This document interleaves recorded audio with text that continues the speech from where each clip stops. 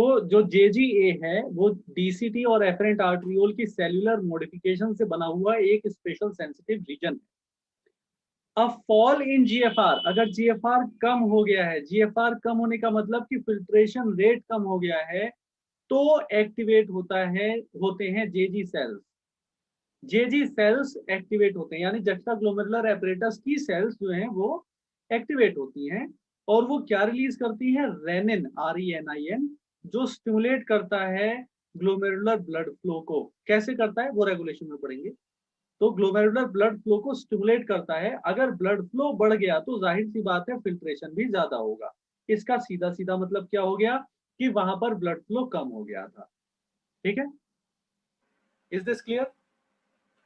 अब हम बात करें कि अगर हम ये पहला वाला पैराग्राफ था 294 पेज का, कि 180 लीटर पर डे वाला जो कंसेप्ट है, अगर उसको हम कंपेयर करें कि यूरिन कितना बनता है, 1.5 लीटर बनता है रोज, इसका मतलब क्या है? Nearly 99% of the filtrate has to be reabsorbed by the renal tubules. Renal tubules बोल दिया, देखो ग्लोमेरुलर में तो ग्लोमेरुलस की हेल्प से तो फिल्ट्रेशन हो गया, बाकी अब काम रीनल ट्यूब्यूल का है। रीनल ट्यूब्यूल का काम क्या है? 99% ऑफ द फिल्ट्रेट को ये रीअब्सॉर्ब कर लेता है, जिसकी वजह से यूरिन केवल 1.5 लीटर बनता है। यही प्रोसेस जो है इसी को हम कहते हैं ट्यूबुलर रीअब्सॉर्प्शन या सिंपली रीअब्सॉर्प्शन। इस काम को करने के दो तरीके हैं, एक्टिव और पैसिव। आप डिफ्यूजन के प्रिंसिपल को फॉलो कर लो, जब तक आ रहा है आने दो, नहीं आ रहा है कोई बात नहीं, जाने दो, ठीक है? या नहीं, उस तरफ हमें मॉलिक्यूल्स रिमूव करने ही नहीं है। एक भी मॉलिक्यूल हो तो उसको हमें वापस लेना है, ठीक है? ये वाला अगर प्रोग्राम होगा तो उसमें फिर एक्टिव मेथड होगा, उसमें ATP खर्च होगा। तो जो ट्यूबुलर एपिथेलियल सेल्स होती हैं, ट्यूबुलर एपिथेलियल सेल्स यानी कि नेफ्रॉन की सेल्स, ये जो सेल्स हैं डिफरेंट डिफरेंट सेगमेंट में ये काम परफॉर्म करेंगी एक्टिव और पैसिव मेथड से। एग्जांपल एक एक्टिव पैसिव का ले लेते हैं। पैसिव का तो वाटर हो गया, आंख बंद करके टिक कर देने की जरूरत है, पैसिव का वाटर है एग्जांपल। अच्छा, इसके बाद एक्टिव में glucose, amino acid, sodium ions आते हैं, ठीक है? नाइट्रोजनस वेस्ट और वाटर, नाइट्रोजनस वेस्ट और वाटर ये पैसिव से जाते हैं। रीअब्सॉर्प्शन ऑफ वाटर आल्सो अगर पैसिवली, वही बता रहे थे। क्या ये पैराग्राफ क्लियर हो गया? Okay, yes sir. तो इस टाइप से अगर हम देखते हैं तो एक्टिव और पैसिव रीअब्सॉर्प्शन के थ्रू, ट्यूबुलर रीअब्सॉर्प्शन के थ्रू यहाँ पर 99% फिल्ट्रेट रीअब्सॉर्ब हो जाएगा। यूरिन फॉर्मेशन का तीसरा स्टेप होता है ट्यूबुलर सिक्रीशन, जिसमें कि जो ट्यूब्यूल की सेल्स होती हैं वो कुछ सब्सटेंस सिक्रीट करती हैं, जैसे hydrogen, potassium, ammonia into the filtrate. ये जो ट्यूबुलर सेल्स हैं, ट्यूबॉइडल सेल्स हैं, मैं DCT PCT की बात कर रहा हूँ मेनली, तो यहां से कुछ चीज यहां पर आ रही है, ठीक है? अब ये भी हो सकता है कि इन सेल्स में बनी हो, ये भी हो सकता है कि यहाँ जो इंटरस्टिशियल फ्लूइड है, इस इंटरस्टिशियल फ्लूइड में वो चीज ज्यादा हो, तो इनके थ्रू वो क्या हो रही है? डिफ्यूज हो रही है यहाँ पर, ठीक है? मान लीजिए इंटरस्टिशियल फ्लूइड में हाइड्रोजन आयन कंसेंट्रेशन ज्यादा हो रही है, तो वो इसी बॉर्डर को क्रॉस करती हुई फिल्ट्रेट में आएगी ना। फिल्ट्रेट यहाँ है, ठीक है? बात समझ में आई क्या? तो इसको कहते हैं ट्यूबुलर सिक्रीशन। ये DCT और PCT में होता है? हाँ, ये कलेक्टिंग डक्ट में भी होता है। Tubular secretion is also an important step in urine formation as it maintains the, ये इंपॉर्टेंट लाइन है, आयनिक और एसिड बैलेंस मेंटेन करने में हेल्प करता है, क्योंकि हाइड्रोजन आयन का ट्यूबुलर सिक्रीशन जनरली बहुत ज्यादा फेमस है हमारे बॉडी में। पीएच को मेंटेन करने के लिए किडनीज में जो हाइड्रोजन आयन का ट्यूबुलर सिक्रीशन होता है, कि अगर भाई हाइड्रोजन आयन ज्यादा हो रहा है तो उधर चला जाएगा, तो इस प्रोसेस से एसिड बेस जो बैलेंस है वो हमारे बॉडी में मेंटेन रहता है। तो ये जो सारा क्रेडिट जाता है ट्यूबुलर सिक्रीशन को जाता है। अब हम बात करें फंक्शन ऑफ द ट्यूब्यूल्स की, देखें। पीसीटी हमने पहले चैप्टर में एनिमल टिश्यू में ही पढ़ा था कि simple cuboidal brush water epithelium यहां पर होती है। इससे क्या होता है? सरफेस एरिया रीएब्सॉर्प्शन का, एब्सॉर्प्शन का नहीं, रीएब्सॉर्प्शन का बढ़ जाता है। एक बहुत ही खास बात पीसीटी के बारे में, जितना भी बेटा ग्लूकोज है, जितने भी अमीनो एसिड्स हैं, 70 से 80% सोडियम और क्लोराइड आयंस हैं, वो सारे के सारे, और 75% ऑफ वाटर है, ये सारा का सारा कहां रीअब्सॉर्ब हो जाएगा? पीसीटी में क्या क्या, nearly all the essential nutrients, 100% glucose, amino acids, 70 से 80% sodium and chloride and 75% of water, वो रीअब्सॉर्ब पीसीटी में ही हो जाता है. Also have to maintain pH and ionic balance by tubular selective secretion of hydrogen ion, ammonia and potassium ion into the filtrate and by absorption of bicarbonate ion from it. Ionic balance maintain करने के लिए क्या करेगा, hydrogen ion का tubular secretion करेगा और bicarbonate ion का क्या कर लेगा, एब्जॉर्प्शन. यहां पर एब्जॉर्प्शन बोल दिया है लोकलाइज्ड टर्म में. लोकलाइज अगर आप देख के सोच के देखो तो एब्जॉर्प्शन है, अगर ओवरऑल प्रोसेस देखो तो रीएब्जॉर्प्शन है. बताओगे बेटा कि ये हाइड्रोजन आयन के एक्सक्रीशन यानी ट्यूबुलर सिक्रीशन और बाइकार्बोनेट आयन के एब्जॉर्प्शन से अगर पीएच बॉडी का एसिडिक है तो बेसिक कैसे हो जाएगा. How the absorption of bicarbonate ion and tubular secretion of hydrogen ion justifies the pH balance. Bicarbonate ion hydrogen ion से कंबाइन करता है और H2CO3 बनाता है जो डिसोशिएट हो जाता है H2 और CO2 में, और वो CO2 एलिमिनेट हो जाता है और वाटर बन जाता है. तो हाइड्रोजन आयन का यूज करके कार्बोनिक एनहाइड्रेस वाला. हाँ, HCO3 निगेटिव जो है ना, ये जो HCO3 निगेटिव आपको दिख रहा है, मैं ब्रीदिंग वाले चैप्टर का भी आपको दिखा देता हूँ तो उससे भी आपको पता चल जाएगा. अगर बाइकार्बोनेट आयन बॉडी में बढ़ेगा, ठीक है, तो ब्लड में जो हाइड्रोजन आयन प्रेजेंट है उससे प्रोसेस करके लंग्स में कार्बन डाइऑक्साइड को एलिमिनेट करवा के बॉडी में वाटर का कंटेंट बढ़ा देगा. एक तरफ तो हम हाइड्रोजन आयन को प्रोसेस कर रहे हैं बेटा, एक तरफ वाटर कंटेंट बढ़ा रहे हैं, इसे मेटाबॉलिक वाटर कहते हैं, हमारे बॉडी में वाटर बन रहा है. तो इस टाइप से अगर आप देखोगे तो एक तरफ तो हम एसिड में पानी डाल रहे हैं, दूसरी तरफ एसिड जिसकी वजह से हाइड्रोजन आयन उसको रिमूव कर रहे हैं. ठीक है, ये है वे. ओके, सामने सामने है आपके, देखो दोनों तरफ होती है रिएक्शन, कार्बोनिक एनहाइड्रेस दोनों तरफ करवा सकता है. आप ये देख लो ना, reactant 1 reactant 2, product 1 product 2 product 3. आप उस पॉइंट ऑफ व्यू से सोचो ना, सिंपल सी बात. ली शैटलियर प्रिंसिपल क्या कहता है, रिएक्टेंट ज्यादा होगा प्रोडक्ट की तरफ रिएक्शन जाएगी, प्रोडक्ट ज्यादा होगा रिएक्टेंट की तरफ रिएक्शन जाएगी.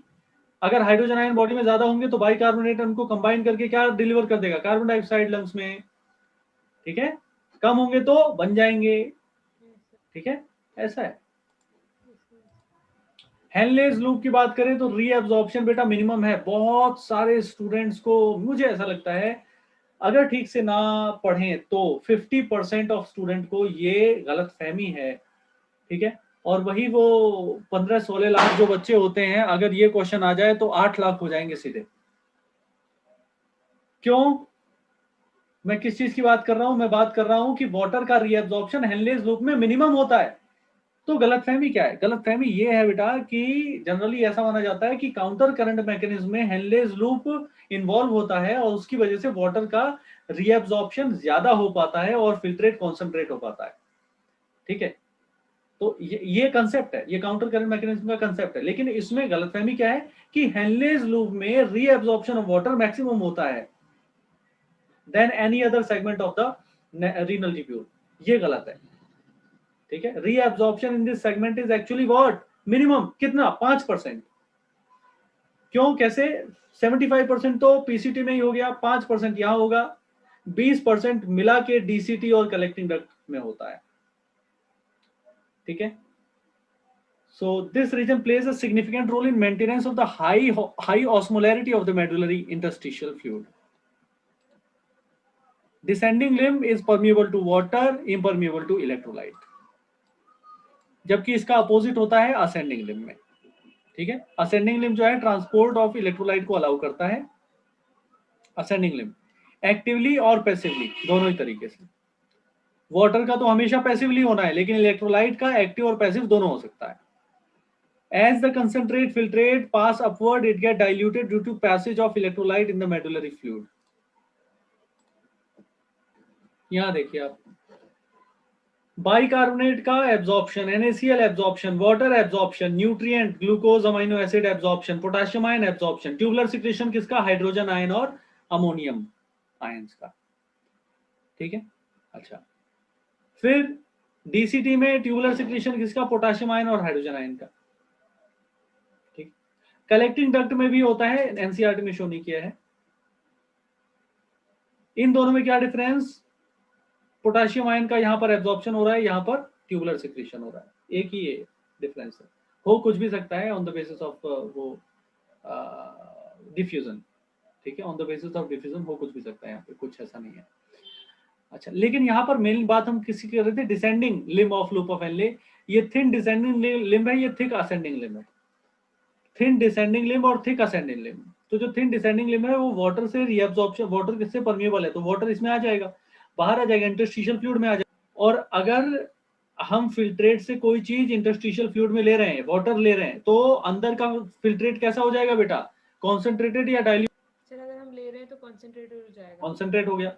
और as the filtrate moves upward, water permeability is negligible and the permeability to electrolyte is maximum, and it can be done actively as well as passively. तो सोडियम और chloride चाहे individual ion के form में आए, चाहे इस ionic bond वाले molecule के फॉर्म में आए, ये इंटरस्टिशियल फ्लूइड में आते हैं। तो मुझे एक बात बताओ, वाटर कम हो गया, ठीक है, वाटर कम हो गया, अब ऊपर जा रहा है, ये यहाँ पर वाटर कम हो गया, अब यहाँ पर NaCl कम हो गया, तो जब नीचे जाएगा, डीप इन द मेडुला जाएगा, तो क्या होगा, क्या होगा, कंसंट्रेट हो जाएगा फिल्ट्रेट।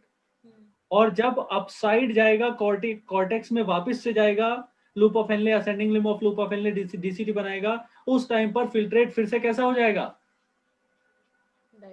डाइल्यूट, ठीक है।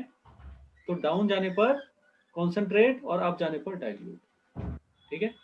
अब हम ये भी बात कर लें कि जब डाउन जाता है तो वाटर बाहर क्यों निकल जाता है, केवल परमिएबिलिटी ही कॉज कर रही है क्या, नहीं बेटा, ग्रेडियंट भी कॉज कर रहा है। ग्रेडियंट कैसे कॉज कर रहा है, आप देखो, बाहर 300 मिली ऑस्मोल पर लीटर है कॉर्टेक्स में, नीचे जाते हैं 600, और नीचे जाते हैं 900, और नीचे जाते हैं 1200।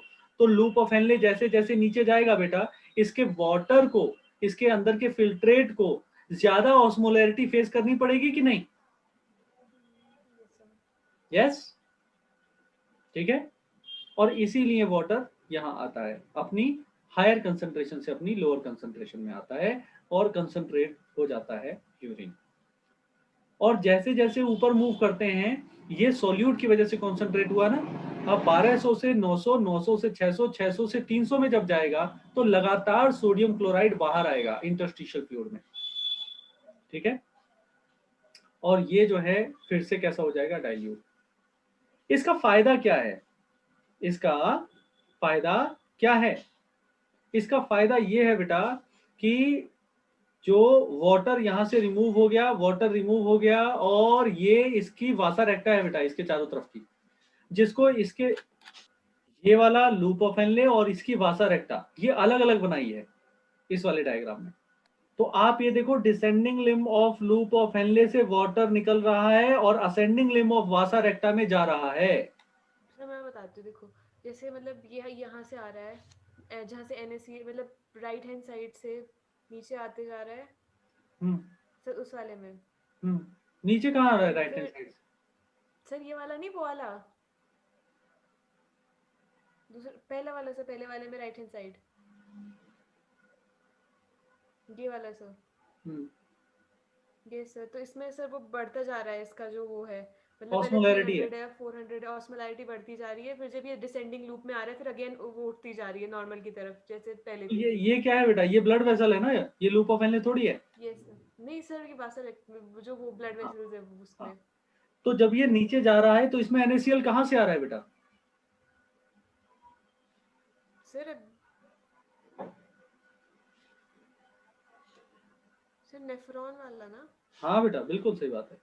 ये sir. Ascending limb of loop of Henle से जो NaCl निकलता है वो डिसेंडिंग लिम्ब ऑफ वासा रेक्टा ले लेता है, और descending limb of loop of Henle से जो वाटर निकलता है वो असेंडिंग लिम्ब ऑफ वासा रेक्टा ले लेता है, ठीक है। Okay, I repeat, ascending limb of loop of Henle से जो NaCl निकल रहा है वो वासा रेक्टा ने ले लिया, तो वासा रेक्टा कैसा हो गया बेटा, कॉन्सेंट्रेटेड हो गया कि नहीं। Yes sir. ये कॉन्सेंट्रेटेड ब्लड कैपिलरी जब इसके आसपास से निकलेगी descending limb of loop of Henle के, तो descending limb of loop of Henle से निकलने वाले वाटर को तुरंत एब्जॉर्ब कर लेगी, यस और नो, ठीक है। इसी को कहते हैं काउंटर करंट मैकेनिज्म, इसी को क्या कहते हैं, counter current mechanism. Counter current है ना, ये डिसेंडिंग जा रहा है, ये असेंडिंग जा रहा है, ये असेंडिंग जा रहा है, ये डिसेंडिंग जा रहा है। तो descending limb of loop of Henle से जो वाटर निकल रहा है बेटा, अगर ये काउंटर करंट मैकेनिज्म ना मानूं मैं, ये मान लो वासा रेक्टा यहाँ पर नहीं है, तो क्या होगा? सर एक्सेस NaCl निकलता रहेगा एंड मतलब डाइल्यूशन और उसमें प्रॉब्लम आएगी ना। इस वाटर का क्या होगा ये बताओ? सर ये एब्जॉर्ब ही नहीं होगा। एब्जॉर्ब नहीं होगा। एब्जॉर्ब नहीं होगा तो क्या होगा? एक्यूमुलेट हो जाएगा। एक्यूमुलेट हो जाएगा। एक्यूमुलेट हो गया तो ये 600 क्या हो जाएगा? 900। और 900 क्या, ये 600 क्या हो जाएगा? 300। ये 900 क्या हो जाएगा? 600। ये 1200 क्या हो जाएगा? 900। और धीरे धीरे ये सारा क्या हो जाएगा? डाइल्यूट हो जाएगा। यानी कि 1200 मिली ऑस्मोल पर लीटर, ये जो ऑस्मोलैरिटी है कलेक्टिंग डक्ट वाली, ये नहीं मेंटेन रह पाएगी। कलेक्टिंग डक्ट के कंपैरिजन में ही है ना, इसी की लेंथ के आसपास है ना, यानी लूप ऑफ हेनले और कलेक्टिंग डक्ट आसपास है ना। तो लूप ऑफ हेनले से जो वाटर निकल रहा है, ठीक है, अगर ये यहां से हटाया नहीं गया तो ये डीप मेडुला को क्या कर देगा? डाइल्यूट। और अगर डीप मेडुला डाइल्यूट हो गया तो कलेक्टिंग डक्ट से जो फाइनल वाटर रीएब्जॉर्ब होता है 15% से 20% तक, ये रीएब्जॉर्ब नहीं होगा। और नहीं होगा तो फिल्ट्रेट कॉन्सेंट्रेट नहीं हो पाएगा, नहीं होगा। तो एक्चुअली कॉन्सेंट्रेशन ऑफ फिल्ट्रेट के लिए जो वासा रेक्टा और लूप ऑफ हेनले मिलके काम कर रहे हैं, वहां पर वो चीज हो ही नहीं रही है जिस चीज के लिए काम किया जा रहा है। कॉन्सेंट्रेशन ऑफ फिल्ट्रेट किसकी वजह से हो रहा है? Water reabsorption from collecting duct की वजह से हो रहा है। और उसका कॉज क्या है? कॉज है higher osmolarity in the deep medulla. और डीप मेडुला में हायर ऑस्मोलैरिटी कौन बना रहा है? Counter current mechanism. कैसे? वाटर जितना भी आ रहा है उसको साथ के साथ रिमूव करके। ठीक है, इसी को कहते हैं counter current mechanism, concentration of filtrate. Is this clear?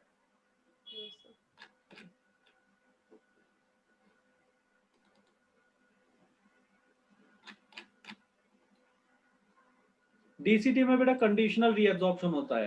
Question भी आता है, वाटर फॉलो सोडियम आयन, तो सोडियम आयन का अगर फैकल्टेटिव यानी कि एल्डोस्टेरॉन की वजह से अगर वाटर का सोडियम का रीअब्जॉर्प्शन होगा तो वाटर का भी होगा डीसीटी में। DCT is also capable of reabsorption of bicarbonate ion and selective secretion of hydrogen and potassium ion and ammonia. यानी कि यहाँ पर रीअब्जॉर्प्शन ऑफ बाइकार्बोनेट आयन पहली बार, और सेलेक्टिव सिक्रेशन, ये दोनों ही चीजें होती है। सेलेक्टिव सिक्रेशन तो आप आंख बंद करके चलो, पीसीटी, डीसीटी और कलेक्टिंग डक्ट तीनों में होता है। Selective secretion PCT, DCT, collecting duct तीनों में होता है। तो पीएच भी मेंटेन रहेगा, सोडियम पोटेशियम बैलेंस भी मेंटेन रहेगा। कलेक्टिंग डक्ट लॉन्ग डक्ट है, एक्सटेंड करती है कॉर्टेक्स से लेकर और इनर पार्ट ऑफ मेडुला में, यही डक्ट ऑफ बेलिनी बनाएगी। Large amount of water could be reabsorbed. सुनहरे अक्षरों में है ये, बिल्कुल बिल्कुल इंपॉर्टेंट है ये। Large amount of water could be reabsorbed. ये तो 20% ही कर रहा था सर। हाँ बेटा, तो भाई हाँ वो उससे तो लार्ज है। हाँ, 75% तो उसने कर लिया, 70 से 75% उसने कर लिया, 5% लूप ऑफ हेनले ने कर लिया, थोड़ा बहुत डीसीटी ने कर लिया। मेन जो है लास्ट वाला जो है, निकलते निकलते वाटर को रीअब्सॉर्ब कर लो, वो किसके काम की बात है, किसके बस की बात है? कलेक्टिंग डक्ट के। ठीक है, तो अभी तो इसके हिसाब से तो ये ज्यादा ही हुआ। ठीक है, this segment allow passage of small amount of urea into the medullary interstitium to keep the osmolarity. Urea भी यहाँ पर आता है। ऑस्मोलैरिटी 1200 मेंटेन करने के लिए हमें सॉल्यूट की जरूरत है, तो NaCl के साथ साथ सॉल्यूट के फॉर्म में और कौन होगा? यूरिया। ठीक है, the segment allows passage of this, it also plays maintenance of pH. ये देखो ट्यूबुलर सिक्रीशन फिर आ गया, इसलिए मैंने कहा आंख बंद करके मान लो कि भाई पीसीटी, डीसीटी। हाँ, कि सबसे ज्यादा पीएच मेंटेन करने में किसका वो होता है रोल, तो हम क्या बोलेंगे सर? मेजर नहीं, तीनों बोलेंगे बेटा, कोई एक नहीं बोलेंगे, तीनों बोलेंगे। हाँ, ऑल ऑफ दीज आएगा क्योंकि तीनों के पास कैपेसिटी।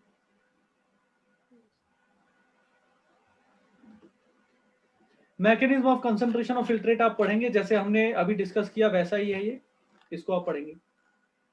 हम रेगुलेशन ऑफ किडनी फंक्शन की बात करें, सबसे पहले osmo receptor in the hypothalamus.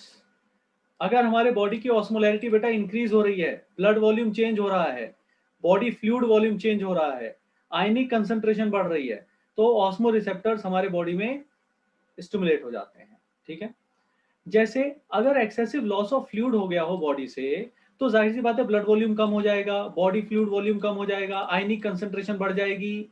ठीक है, कॉन्सेंट्रेट हो जाएगा बॉडी फ्लूइड, तो एक्टिवेट हो गए ये रिसेप्टर। ये रिसेप्टर जैसे ही एक्टिवेट हुए, इन्होंने हाइपोथैलेमस को एक्टिवेट किया।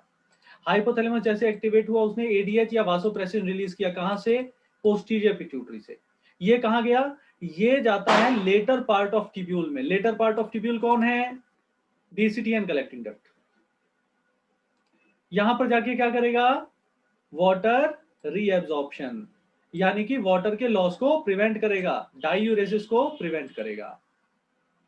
ठीक है बेटा, क्या क्या हुआ दोबारा से देखो।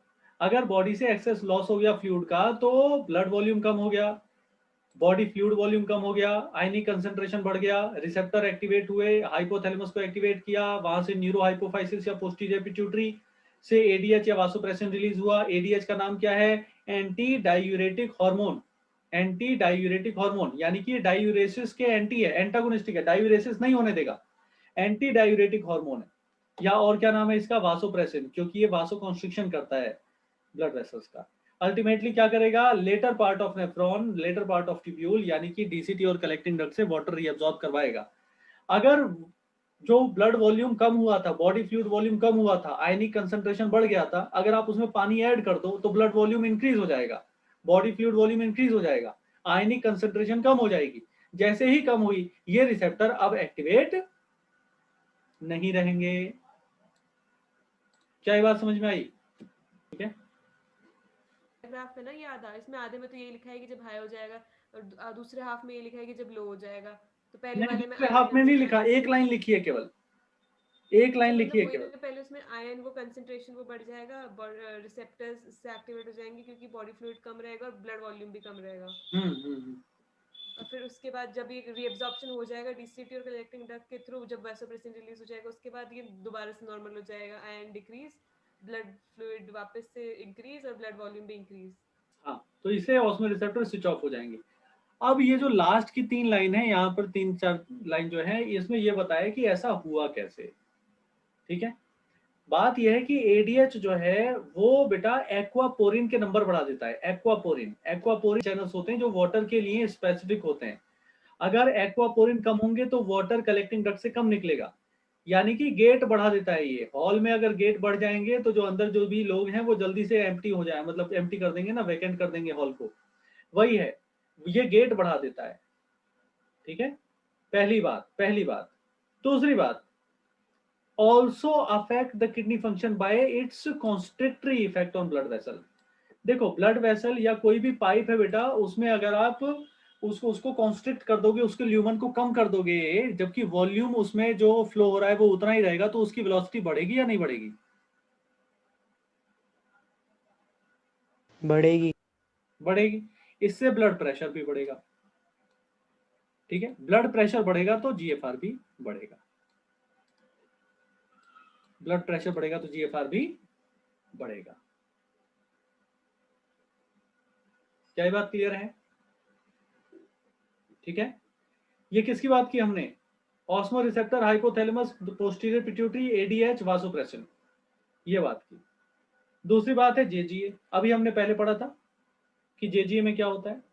जेजीए जक्स्टा ग्लोमेरुलर एपरेटस है। जैसे ही फॉल होगा जीएफआर में, जेजी सेल्स एक्टिवेट होकर क्या रिलीज करेंगे? रेनिन। और रेनिन किसको कन्वर्ट करेगा? एंजियोटेंसिनोजन को। एंजियोटेंसिनोजन कहां बनता है? लिवर में। लिवर में बनता है, लिवर के द्वारा बनता है, ऐसा मतलब नहीं है कि मतलब लिवर में बनता है तो फिर लिवर में ही प्रोसेस होगी। नहीं, लिवर में बन के ब्लड में आ गया ना। ब्लड में एंजियोटेंसिनोजन से एंजियोटेंसिन 1, एंजियोटेंसिन 1 से एंजियोटेंसिन 2, एंजियोटेंसिन 1 से एंजियोटेंसिन 2। एंजियोटेंसिन 2 एक पावरफुल वासोकॉन्स्ट्रिक्टर है।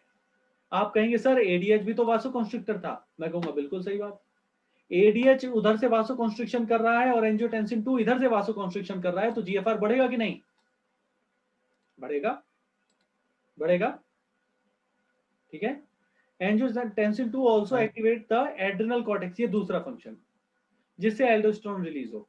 ये दूसरा फंक्शन है किसका, एंजियोटेंसिन 2 का। पहला क्या था, वासोकॉन्स्ट्रिक्शन करना, जिससे ब्लड प्रेशर बढ़ा, जिससे फिल्ट्रेशन रेट बढ़ा। दूसरा क्या फंक्शन, एड्रिनल कॉर्टेक्स, पास में ही है, एड्रिनल पास में बेशक हो लेकिन जाएगा तो ब्लड से ही। तो एड्रिनल कॉर्टेक्स है, एड्रिनल कॉर्टेक्स से एल्डोस्टेरोन रिलीज किया। एल्डोस्टेरोन क्या होता है, एल्डोस्टेरोन एक मिनरलोकॉर्टिकॉइड है।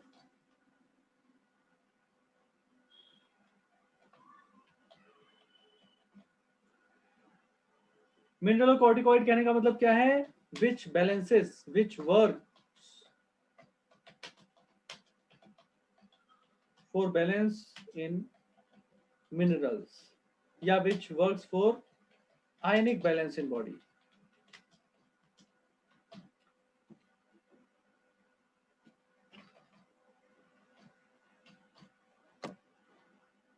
आयनिक बैलेंस को बढ़ाना ये मेंटेन करता है। कैसे, reabsorption of sodium and water from DCT. ध्यान रखो, एल्डोस्टेरोन जहां है डीसीटी, अभी हमने पढ़ा भी था, डीसीटी में पढ़ा था फैकल्टेटिव रीएब्जॉर्प्शन। ये देखो, conditional reabsorption of sodium under the effect of aldosterone.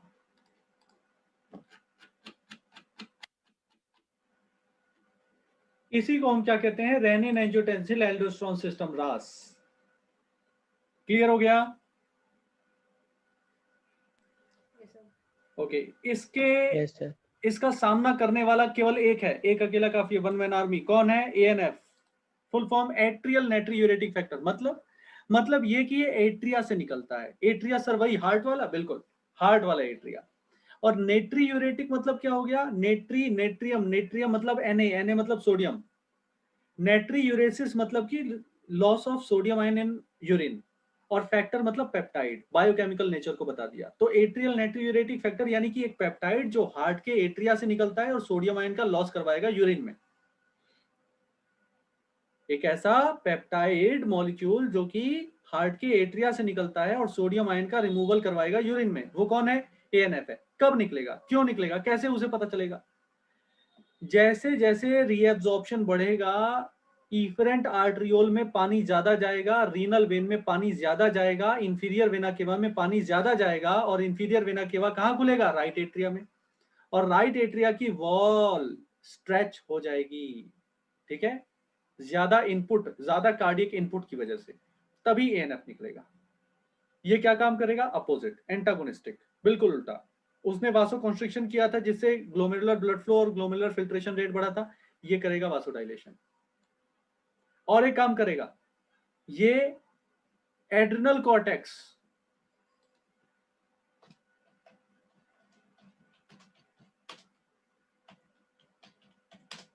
Adrenal cortex को इनहिबिट कर देगा। एड्रिनल कॉर्टेक्स एल्डोस्टेरोन फर्दर नहीं निकालेगा, ठीक है। तो ANF mechanism therefore act as a check on the renin angiotensin mechanism. क्या ये बात क्लियर हुई? अब मुझे ब्रीफ करो दूसरे वाले पैराग्राफ। कहते हैं एनजीओ वर्ड किसके लिए आता है, नॉन गवर्नमेंट ऑर्गेनाइजेशन के लिए? नहीं सर, नहीं, अच्छा, वो एनजीओ होता है। ये भी बढ़िया था। ये बढ़िया था, back to back. Yes angio word आता है बेटा वेसल्स के लिए, जो फैक्टर वेसल्स में टेंशन क्रिएट कर दे, टेंशन क्रिएट कर दे यानी कि कंप्रेशन कर दे, वासो कॉन्स्ट्रिक्शन कर दे, उसका नाम है एंजियोटेंसिन, इसलिए इसका नाम है। एंजियोस्पर्म्स में क्या रिलेशन है इसका? हाँ बेटा, एंजियोस्पर्म्स तो प्लांट्स होते हैं। हाँ, जिम्नोस्पर्म्स और एंजियोस्पर्म्स की में अगर कंपैरिजन करें ना, तो जिम्नोस्पर्म्स में ट्रैकीड्स वगैरह तो होते हैं लेकिन वेसल्स नहीं होती हैं जाइलम में। तो जाइलम एलिमेंट में जो वेसल्स हैं वो एंजियोस्पर्म्स में ही आती है, इसीलिए उनका नाम एंजियोस्पर्म्स है। ऐसा सर फिर वही एल्डोस्टेरोन रिलीज हो जाता है जिसकी वजह से रीअब्जॉर्प्शन होता है Na का, मतलब सोडियम आयन का कहाँ से? और वाटर का। सर वहाँ डायस्टल पार्ट्स, एक डायस्टल पार्ट्स में आता है डीसीटी और collecting tube, collecting duct. Later part में आता है डिस्टल और कलेक्टिंग, यस। हाँ, डायस्टल कॉन्वोल्यूटेड ट्यूब्यूल। तो सोडियम आयन का एब्जॉर्प्शन करने से वाटर कैसे आ जाता है? सर वाटर नहीं आता, दोनों एब्जॉर्ब होते हैं ना। नहीं तो सर वही। नहीं सर नहीं सर सर नहीं सर, सोडियम आयन और वाटर दोनों तो एब्जॉर्ब होते हैं। Sodium ion dependent water reabsorption करवाता है एल्डोस्टेरोन, और केवल वाटर रीअब्जॉर्प्शन करवाता है एडीएच। इस बात को बिल्कुल अच्छे से समझ लीजिए आप लोग। मैं थोड़ा सा बाइफरकेट इसको करके बता रहा हूं आपको कि सोडियम आयन डिपेंडेंट जो चैनल्स होते हैं ना, उन पे काम करता है एल्डोस्टेरोन, जिससे सोडियम आयन का रीअब्जॉर्प्शन मेनली होता है। और water follows sodium ion, please भाई इस बात को समझ, water follows sodium ion, water follows